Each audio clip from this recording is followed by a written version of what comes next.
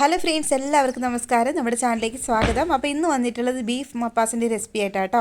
വളരെ പെട്ടെന്ന് എങ്ങനെ തയ്യാറാക്കുന്നതെന്ന് നോക്കാം. അതിനുവേണ്ടി ഉരുളക്കിഴങ്ങ് വേണം, തക്കാളി, വെളുത്തുള്ളി, ഇഞ്ചി, എരിവിന് ആവശ്യമായ പച്ചമുളക്, സവാള ഇതെല്ലാം തൊലിയൊക്കെ കളഞ്ഞ് കഴുകി അരിഞ്ഞെടുത്ത് വെക്കണം. ഈ സമയത്ത് ഒരു കുക്കറിലേക്ക് ഇറച്ചി ചേർത്ത് കൊടുക്കാം. ഞാനിവിടെ ഒരു 1/2 കിലോ ഇറച്ചിയാണ് ചേർത്തേക്കുന്നത്. ഇനി അതിലേക്ക് ഉരുളക്കിഴങ്ങും പച്ചമുളക് ചേർത്ത് കൊടുക്കാം. ഞാൻ ഈ കറിക്ക് പ്രത്യേകത എന്ന് പറഞ്ഞാൽ നമ്മൾ മുളക് പൊടി ചേർക്കില്ല. എരിവിന് ഉപയോഗിക്കുന്നത് പച്ചമുളക്. അപ്പോൾ നിങ്ങളുടെ എരിവിനനുസരിച്ച് ചേർക്കണം കേട്ടോ. ഇനി അതിലേക്ക് ഇഞ്ചിയും വെളുത്തുള്ളിയും ചതച്ചെടുക്കണം. എന്നിട്ട് നമുക്കതും കൂടെ ബീഫിലേക്ക് ചേർത്ത് കൊടുക്കാം. ഇനി അതിലേക്ക് 1/4 ടീസ്പൂൺ മഞ്ഞൾപ്പൊടി ചേർത്ത് കൊടുക്കാം. ഉപ്പ് പാകത്തിന് ചേർത്ത് കൊടുക്കാം. അതുപോലെ കറിവേപ്പിലയും പാകത്തിന് വെള്ളം ഒഴിച്ചിട്ട് നമുക്ക് അടച്ച് വെച്ച് വേവിക്കാം. ഇനി ഇത് വെന്ത് വരുമ്പോൾ നമുക്ക് ഉള്ളി ഒന്ന് വഴറ്റിയെടുക്കണം.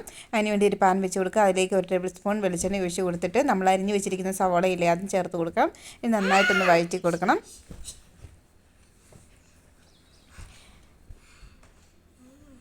ഇപ്പോൾ ഇവിടെ പകുതിയൊക്കെ ഒന്ന് വാടി വന്നിട്ടുണ്ട്. ഈ സമയത്ത് നമുക്ക് കുരുമുളക് പൊടി ചേർത്ത് കൊടുക്കുക 1/2 ടീസ്പൂൺ.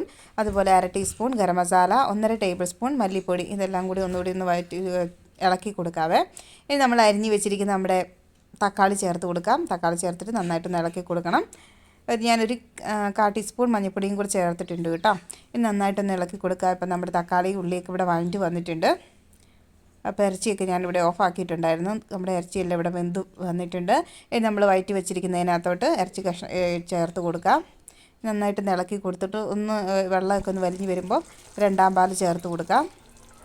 ഇനി നന്നായിട്ട് ഇളക്കി കൊടുത്തിട്ട് 2ാം പാലിൽ ഇരുന്ന് ഒന്നുകൂടി ഒന്ന് കുറുകി വരുമ്പം നമുക്ക് 1ാം പാൽ ചേർത്ത് കൊടുക്കണം. 1ാം പാൽ ചേർത്തതിന് ശേഷം തിളപ്പിക്കരുത് കേട്ടോ. 1ാം പാൽ ചേർത്തിട്ട് പിരിഞ്ഞു പോകുവേ.